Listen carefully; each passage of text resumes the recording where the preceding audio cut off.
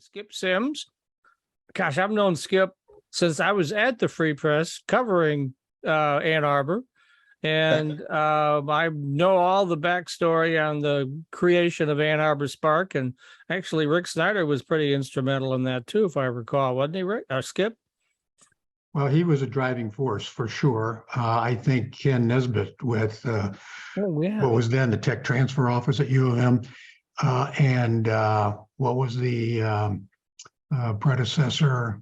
There was a tech organization in Ann Arbor preceding SPARK. Anyway, they were after Rick to kind of get something like this, like SPARK started. And then he went to Mary Sue Coleman, president of U of M, who was extremely supportive of the idea of creating an organization that would help educate basically engineers and people who were coming up with these great ideas, great technologies, and how to commercialize them, how to go out of the lab and get into the marketplace. And she was a total supporter. And Rick went to the community at large and received a lot of support at the community. And then he and Ken actually got SPARK up and going on its feet, hired Mike Finney, who started in November 2005. And then Mike hired me, and I started in January 2006. Yeah. So how would you, go ahead. How would you describe, I was just wondering, how would you describe the culture of SPARK, Ann Arbor SPARK, sort of how it differed from the economic development agencies that preceded it and how it helped Ann Arbor? Well, I think starting with the fact that Mike didn't really hire economic developers. Who he hired were people out of the private sector. The first several hires were. I had no economic development experience prior to that. I had a high degree of interest in it, but I had no experience actually in the industry. And then he hired, I think we hired Elizabeth, who was our marketing person. We hired Amy Sell for the talent. And those two also had no prior economic development experience, came out of the private sector. So the culture was all about, with a commercial sector mindset, get things done. The bottom line oriented, if you will. Here's the job, here's the task, here are the goals and objectives, just go do it. And I think that's still largely the case today. Yeah, I remember Elizabeth went on to do PR for the Lions. I don't know if she's still there or not. Well, she went to the MEDC with Mike. I got mad at Mike when he first. The late Mike Finney, by the way. We lost Mike about a year ago, surprisingly. So that was a shock and a great loss. But at the time, Mike actually was the president of two organizations when he started. SPARK, which was the startup focused exclusively on entrepreneurs, and then also the Washtenaw Development Council, which was the traditional economic development organization for Washtenaw County. And he was president of both, and his assignment was to merge the two. And so he got that done in less than a year. And that's what made SPARK very kind of unique, in that basically we do economic development for the greater Ann Arbor region, soup to nuts, from an entrepreneur with an idea to Toyota and an expansion, and every size business in between. The only thing that they all have in common, though, is that they're technology driven, and they have the ability to scale and grow. SPARK does not really serve the retail community, the Main Street mom and pop types of businesses, very much tech focused. All right. So you also, while you were there, designed and managed the very first Michigan pre-seed fund. What lessons did you take from that? Well, there was a major lesson that we learned, and it was started by the Smart Zone Network, meeting with the MEDC and identifying at that time, 2006, number one issue is that we could, the smart zones and incubators and accelerators can all kind of get entrepreneurs on their feet, if you will, get minimum viable products produced and ready for market. But then they need capital to grow. And that was the one missing link to get these companies on their feet. And so the Smart Zones proposed some kind of a funding mechanism. And you may recall back then, 2006 was the tobacco settlement money was being used to a large degree for basically startups and to diversify Michigan's economy. And so the Smart Zone Network and set the proposal. We got the largest grant out of that cycle of funding of any that were given to create the Michigan Pre-Seed Fund. And I helped architect the design of that and then manage it for the next several years. Yeah, that was Engler. I remember working. It was after. It was after Engler. I was thinking it was Engler. Oh, no, it was, I think, our current Secretary of Energy. That Granholm woman, right? Yes, I think she did, and she was the one I think that was the driving force behind taking the tobacco settlement money and putting it into economic development. Okay, cool. And I think I forgot to mention right in the beginning, Skip has retired from Spark as of December 31st. So we're kind of into the, now you were also running Michigan Angels, but I was rereading the press release now, and you've stepped back a little bit from that. So exactly what are you doing in January here?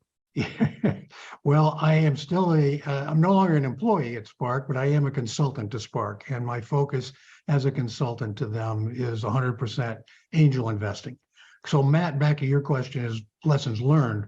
While we were running the pre-seed fund, the other thing that surfaced as the missing link, if you will, to growing the entrepreneur ecosystem throughout the state of Michigan was angel activity, angel investment activity.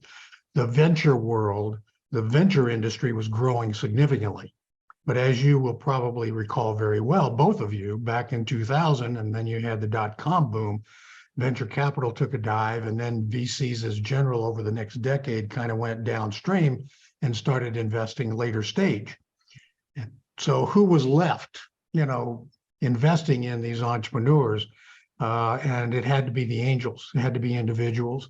And so that's how the Michigan Angel Fund came about. I went to the Spark leadership and I said, look, we need to address this issue, which is another thing, Matt, back to your question about culture.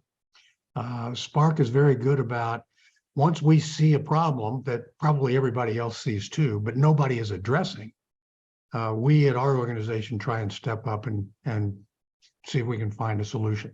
So to address the angel situation, I started focusing more and more on trying to get the word out and explain what angel investing was like, try and get a few more angel groups created, get more people to join angel groups, et cetera. And then we kind of figured, okay, to really do that and accelerate it, we needed to create our own angel group, which is what we've done. And in 2012, December 2012, I think we made our first investment.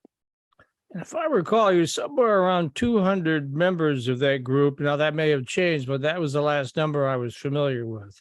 Well, not quite 200. I think we're around 160 something. Okay. That have participated since 2012. So we're now 10 years old. And that's still my focus, although I'm transitioning now. Mike Flanagan, who is VP of Capital Programs at Ann Arbor SPARK, is taking over all of that. And he's signing off on everything and approving everything. I'm reporting now to him. But I'm still very, very much involved with the angel community and the Michigan Angel Fund in particular. What opportunities do you see for angel investors in Michigan? Well, there's a lot more opportunity than people realize. And I'm talking about it certainly, yes, in Ann Arbor and Detroit, but also go as far as you can away and without leaving the state, and you're in Houghton. And there's a lot of activity up at Michigan Tech, a lot of technology that's coming out of there. I know that they're in Marquette, they're trying to make a serious run at getting of educating students to become entrepreneurs, et cetera. And then the whole west side of the state, Traverse City is very active with 20 Fathoms. And then, the Grand Rapids, Kalamazoo area is still very active. A lot of activity in Kalamazoo with their history in the life sciences. So there's a lot of opportunity all over the state for angel investment opportunities, which is a high risk. Let me not shy away from the fact that angel investing is not for the faint of heart. It's high risk. There are losses, but as with venture capital, the gains at the end of the day are supposed to well exceed the losses. One hopes anyway, right? So, Well, we do more than hope. We work at it, and we think we've been pretty successful. and then all these different angel groups, as you mentioned, it's kind of, they all have their own sweet spots. I'm real familiar with many of them. In fact, we're going to have Dave Weaver on right after you from Cityside Ventures. But I mean, I grew up in the Grand Rapids area. I'm real familiar with Grand Angels, and it's a lot of that old furniture money, old money in Grand Rapids, but everyone's different. I mean, what's the Michigan Angel Fund? Is there a particular sweet spot for you guys? You said technology but is it more specific than that? Not in our particular case, but you're exactly right, Mike. Just like venture capital, most of every angel group has its own criteria. And that criteria may include geography, it may include industry types. But in our particular case, we intentionally made ours industry agnostic. Our criteria is that the company be headquartered in the state of Michigan, and that it have some kind of technology driving the business model and product and potential for high growth. So that's pretty broad, but also kind of narrow too. And Yep. Dave is going to be able to speak to the same thing and hopefully confirm what I just said. I think you'll find other angel groups, Kalamazoo guys, for example, I think they're a little more lean toward life sciences and healthcare. And I think the Woodward Angels in Detroit downtown, I think that group focuses a little bit more on IT.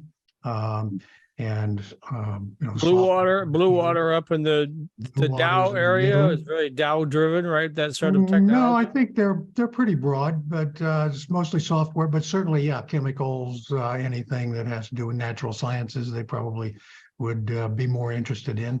I think their biggest investment actually is in a battery company. Each one's a little different. So we encourage entrepreneurs, just like they would before they start approaching VCs.